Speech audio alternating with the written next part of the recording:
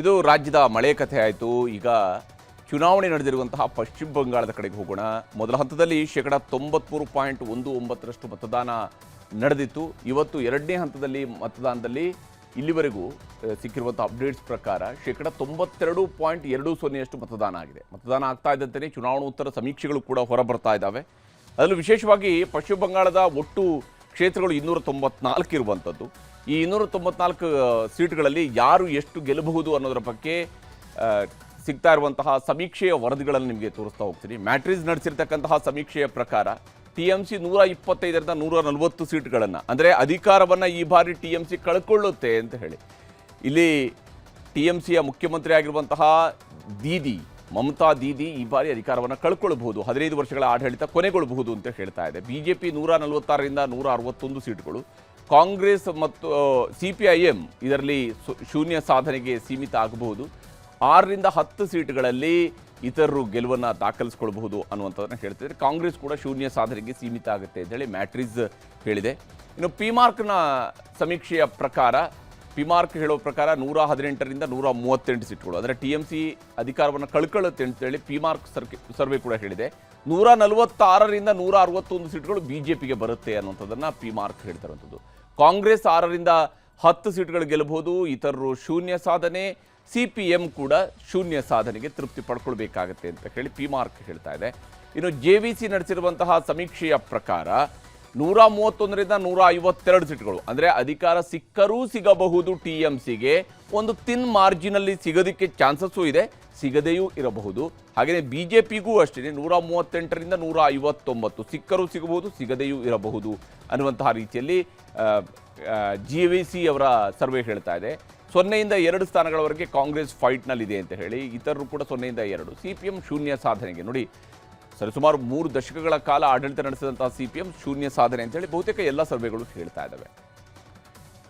ಬಂಗಾಳದ ಎಕ್ಸಿಟ್ ಪೋಲ್ನ ಜೊತೆಗೇನೆ ಇನ್ನು ಚಾಣಕ್ಯ ಸ್ಟ್ರಾಟಜೀಸ್ ನಡೆಸಿರುವಂತಹ ಸಮೀಕ್ಷೆಯ ಪ್ರಕಾರವೂ ಕೂಡ ಅಷ್ಟೇ BJP ಅಧಿಕಾರಕ್ಕೆ ಬರುತ್ತೆ ಅಂತೇಳಿ ಹೇಳ್ತಾ ಇದೆ. 150ರಿಂದ 160 ಸೀಟ್ಗಳೊಂದಿಗೆ BJP ಅಧಿಕಾರಕ್ಕೆ ಬರಬಹುದು ಅಂತೇಳಿ ಚಾಣಕ್ಯ ಸ್ಟ್ರಾಟಜೀಸ್ ಹೇಳ್ತಾ ಇದೆ. 130ರಿಂದ 140 ಸೀಟ್ಗಳು TMC ಪಾಲಾಗಬಹುದು. ಕಾಂಗ್ರೆಸ್ ಶೂನ್ಯ ಸಾಧನೆ, ಇತರರು 6ರಿಂದ 10. CPIM ಅಥವಾ ಎಡಪಕ್ಷಗಳ ಕೂಟಗಳು ಇವರು ಶೂನ್ಯ ಸಾಧನೆಯನ್ನು ಮಾಡ್ತವೆ ಅಂತ ಹೇಳಿ ಚಾಣಕ್ಯ ಸ್ಟ್ರಾಟಜೀಸ್ ಕೂಡ ತನ್ನ ಸರ್ವೆಯಲ್ಲಿ ಹೇಳ್ತಾ ಇದೆ. ಈಗ ತಮಿಳುನಾಡು, ಅಸ್ಸಾಂ, ಕೇರಳ, ಪುದುಚೇರಿ ಎಕ್ಸಿಟ್ ಪೋಲ್ನ ಲೆಕ್ಕಗಳನ್ನು ಕೂಡ ನಿಮಗೆ ತೋರಿಸ್ತಾ ಹೋಗ್ತೀನಿ. ಅದಕ್ಕೂ ಮೊದಲು ಬಂಗಾಳದಲ್ಲಿ ಇವತ್ತು ಎರಡನೇ ಹಂತದ ಮತದಾನದ ವೇಳೆ ನಡೆದಂತಹ ಹಿಂಸಾಚಾರಗಳನ್ನು ನಿಮಗೆ ತೋರಿಸಲೇಬೇಕು. ಪಶ್ಚಿಮ ಬಂಗಾಳದಲ್ಲಿ ನಡೆದಂತಹ ಎರಡನೇ ಹಂತದ ವೋಟಿಂಗ್ ವೇಳೆ ಜೀವಂತ ಬಾಂಬ್ಗಳು ಸಿಕ್ಕಿವೆ, ಕಚ್ಚಾ ಬಾಂಬ್ಗಳು ಸಿಕ್ಕಿರುವಂಥದ್ದು, ಗಲಾಟೆಗಳಾಗಿದ್ದಾವೆ. BJPಯ ನಾಯಕ, ಅಲ್ಲಿಯ ಪ್ರತಿಪಕ್ಷ ನಾಯಕ ಕೂಡ ಆಗಿರುವಂತಹ ಸುವೇಂದು ಅಧಿಕಾರಿಯನ್ನು ಅಟ್ಟಾಡಿಸಿದ್ದಾರೆ, ಹೊಡೆದಾಟಗಳು ನಡೆದಿದ್ದಾವೆ, ಲಾಠಿ ಚಾರ್ಜ್ಗಳಾಗಿವೆ, ಶೂಟೌಟ್ ಕೂಡ ಆಗಿದೆ. ಇಲ್ಲಿ TMC ಬೆಂಬಲಿಗರು ಜೈ ಬಾಂಗ್ಲಾ ಅಂಥೇಳಿ ಘೋಷಣೆಯನ್ನು ಕೂಗ್ತಾ ಇರುವಂಥದ್ದು. ಸುವೇಂದು ಅಧಿಕಾರಿಯವರು ಹೋಗ್ತಾ ಇರುವ ಸಂದರ್ಭದಲ್ಲಿನೇ ಅಲ್ಲಿ ಜೈ ಬಾಂಗ್ಲಾ ಅಂಥೇಳಿ ಘೋಷಣೆಗಳನ್ನು ಕೂಗಿದ್ದಾರೆ TMCಯ ಬೆಂಬಲಿಗರು. ಅದರಿಂದಾಗಿ ಸುವೇಂದು ಅಧಿಕಾರಿಯವರು ಸಿಟ್ಟಿಗೆದ್ದಿದ್ರು. ಆ ಸಂದರ್ಭದಲ್ಲಿನೇ ಎರಡೂ ಕಡೆಯಲ್ಲೂ ಕೂಡ ಮಾತಿನ ಚಕಮಕಿಗಳು ನಡೆದಿದ್ದಾವೆ. TMC ಬೆಂಬಲಿಗರ ಕಡೆಯಿಂದ ಅವರಿಗೆ ಹುಡೀರಿ ಅನ್ನುವಂತಹ ಮಾತುಗಳು ಕೂಡ ಕೇಳಿ ಬಂದಿದ್ವು. TMC ನಾಯಕಿ ಮಮತಾ ಬ್ಯಾನರ್ಜಿ ಮತ್ತು BJPಯ ಸುವೇಂದು ಅಧಿಕಾರಿ ಸ್ಪರ್ಧಿಸಿರುವಂತಹ ಭವಾನಿಪುರದಲ್ಲಿ ಇವತ್ತು ಹಿಂಸಾಚಾರ ನಡೆದಿದೆ. ಇದು ಮುಖ್ಯಮಂತ್ರಿ ಮಮತಾ ಬ್ಯಾನರ್ಜಿ ಅವರು ಪ್ರತಿನಿಧಿಸ್ತಾ ಇರುವಂತಹ ಕ್ಷೇತ್ರ. ಮತಗಟ್ಟೆ ಪರಿಶೀಲನೆಗೆ ಅಂತೇಳಿ ಸುವೇಂದು ಅಧಿಕಾರಿಯವರು ಬಂದಾಗ TMC ಕಾರ್ಯಕರ್ತರು ಮುತ್ತಿಗೆ ಹಾಕಿದರು. ಜೈ ಬಂಗಾಳ, ಜೈ ಬಂಗಾಳ ಅನ್ನುವಂತಹ ಘೋಷಣೆಗಳನ್ನು ಕೂಗಿದ್ದಾರೆ. ಸುವೇಂದು ಅಧಿಕಾರಿಯನ್ನು ಕೂಡ ಸುತ್ತುವರಿದ್ರು. ಆಗ ಸುವೇಂದು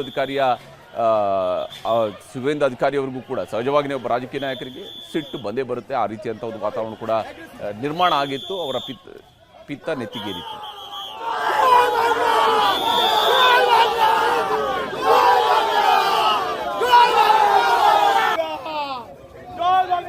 ಇನ್ನು ಸುವೇಂದು ಅಧಿಕಾರಿ ಅವರಿಗೆ ಬೆದರಿಕೆ ಹಾಕಿದ TMC ಕಾರ್ಯಕರ್ತರನ್ನ ಹಿಡಿಯೋದಕ್ಕೆ ಪ್ರಯತ್ನಿಸ್ತಾ ಇದ್ದಂತೆಯೇ ಕೆಲವರು ಓಡಿ ಹೋದ್ರು. ಆಗ ಪೊಲೀಸರು ಅವ್ರನ್ನ ಬೆನ್ನತ್ತಿದ್ರು, ಅಡ್ಡ ಬಂದವರ ಮೇಲೆ ಲಾಠಿ ಚಾರ್ಜ್ ಮಾಡಿದ್ರು, ಬೈಕ್ ಸವಾರರು ನೆಲಕ್ಕೆ ಬಿದ್ದರು, ವೃದ್ಧನೊಬ್ಬ ರಸ್ತೆಯಲ್ಲಿ ಬಿದ್ದು ಒದ್ದಾಡುವಂತಹ ಘಟನೆಯೂ ಕೂಡ ನಡೀತು.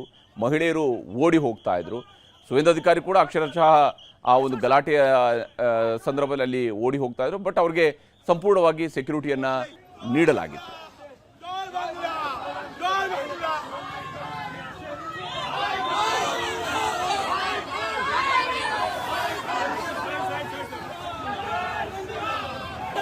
Michael!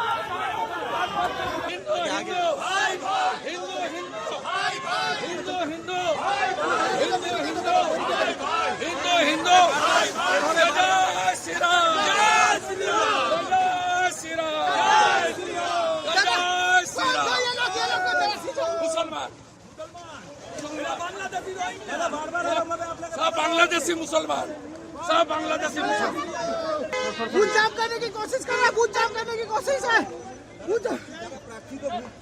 देखो ये इलाका छेड़े शुरू कर दिया पूरा ममता को।